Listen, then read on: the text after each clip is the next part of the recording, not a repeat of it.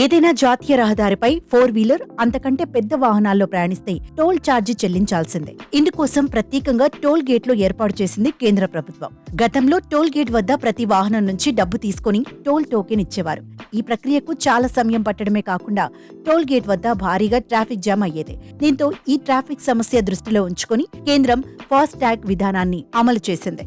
ఈ విధానానికి కూడా కేంద్ర ప్రభుత్వం త్వరలో మంగళం పాడే అవకాశం ఉంది. ఫాస్ట్ ట్యాగ్ విధానం తొలగించడానికి ప్రధాన కారణం జీపీఎస్ బేస్డ్ విధానం అమల్లోకి రావడమే. జీపీఎస్ ఆధారిత టోల్ కలెక్షన్ సిస్టమ్ ను ఏప్రిల్ నాటికి దేశవ్యాప్తంగా అమలు చేసేందుకు కేంద్ర ప్రభుత్వం ప్రణాళికలు సిద్ధం చేస్తోంది. త్వరలో 2024 లోక్సభ ఎన్నికలు జరగనున్నాయి. దీంతో ఎలక్షన్ కూడా అమల్లోకి రానుంది. అంతకంటే ముందు దేశంలో ఈ GPS based electronic toll collection system ను అమల్లోకి తీసుకురావడానికి కేంద్ర మంత్రి నితిన్ గడ్కరీ కృషి చేస్తున్నారు. దీనికి సంబంధించి ఇప్పటికీ కేంద్రం కన్సల్టెంట్ ను కూడా నియమించినట్లు తెలుస్తోంది. 2021లో ఫాస్ట్ ట్యాగ్ అమల్లోకి వచ్చింది. అప్పటి నుంచి ప్రతి వాహనానికి తప్పనిసరిగా ఫాస్ట్ ట్యాగ్ ఉండాలని కేంద్రం ఆదేశించింది. ప్రస్తుతం దాదాపు అన్ని వాహనాలకు ఫాస్ట్ ట్యాగ్ ఆధారిత టోల్ వసూళ్లు జరుగుతున్నాయి. ఏప్రిల్ తర్వాత వీటన్నింటినీ దశలవారీగా తొలగించి కొత్త విధానం అమలు చేసేందుకు కార్యాచరణను కేంద్రం రూపొందిస్తున్నట్లు తెలుస్తోంది.